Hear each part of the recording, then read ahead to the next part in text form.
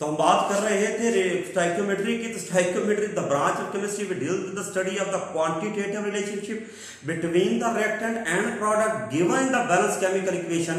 तो ये लिखा है stoichiometry the branch of chemistry which deals with the study of quantitative relationship between the reactant and product. Reactant और product के दरमियान में जो रिलेशनशिप है quantitative in the balance chemical equation, जो कि बैलेंस केमिकल इक्वेशन के अंदर। यहां पर 2 नंबर का शॉर्ट क्वेश्चन आता है, what are the assumptions of stoichiometry. तो हम यहां पर क्या बात कर रहे हैं, अजम्पशंस ऑफ स्टोइकियोमेट्री।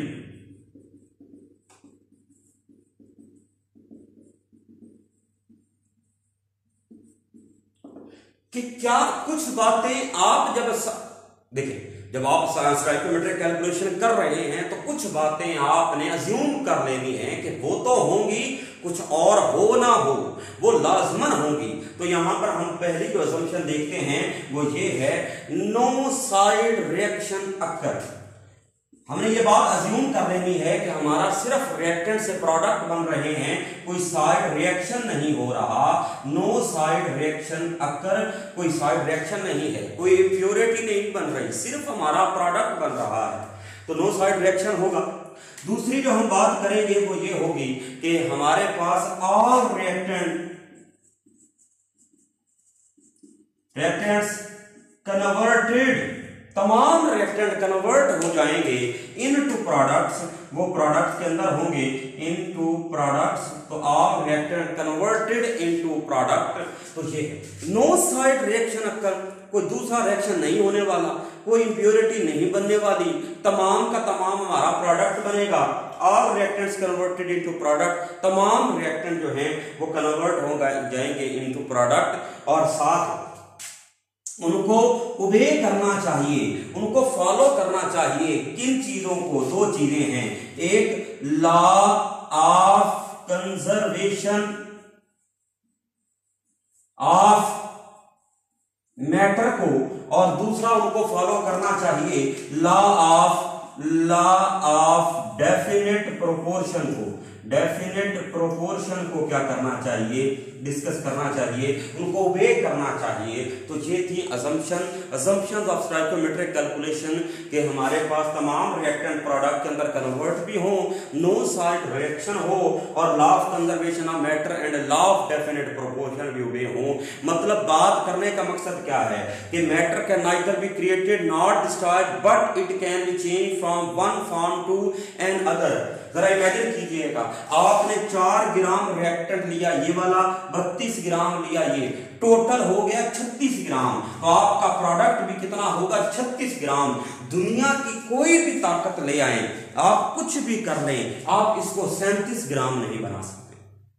37 ग्राम आप प्रिपेयर नहीं कर सकते, क्योंकि जितने आपने रिएक्टेंट मिलाए उतने ही प्रोडक्ट बने, उससे कम हो सकते हैं, ज्यादा नहीं।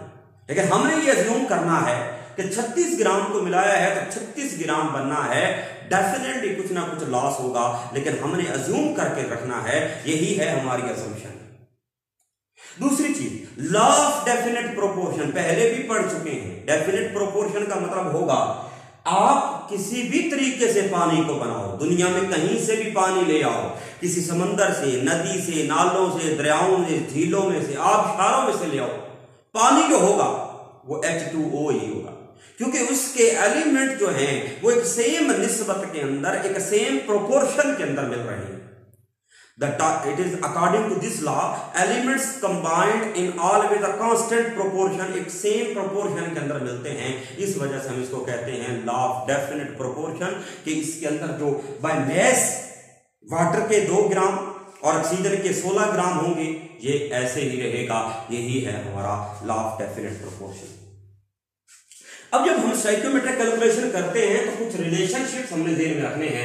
वो रिलेशनशिप्स कौन से हैं उनकी बात करते हैं। तो रिलेशनशिप्स जो हमारे पास होंगे वो कौन कौन से हैं, तो मैं आपको बता देता हूं। वो रिलेशन ऐसे करके होंगे।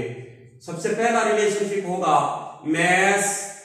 मैस, दूसरा मैस मोल, तीसरा मैस वॉल्यूम, और चौथा मोल मोल रिलेशनशिप आप पढ़ोगे।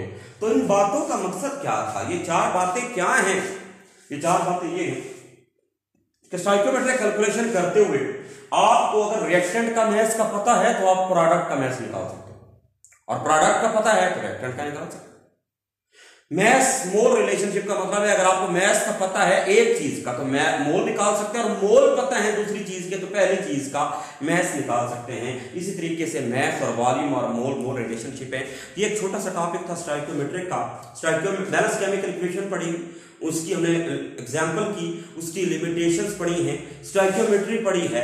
During that calculation we are going to perform are called stoichiometric calculation. और फिर हमने पढ़े हैं उनकी असम्पशंस पढ़ी हैं, वो जो दो लॉज को ओबे करते हैं वो पढ़े हैं, और फिर रिलेशनशिप पढ़े हैं जो कि हमारे पास यहाँ पर हैं। एक छोटा सा टॉपिक था, यहाँ पर इस चीज को ध्यान रखिएगा, याद रखिएगा।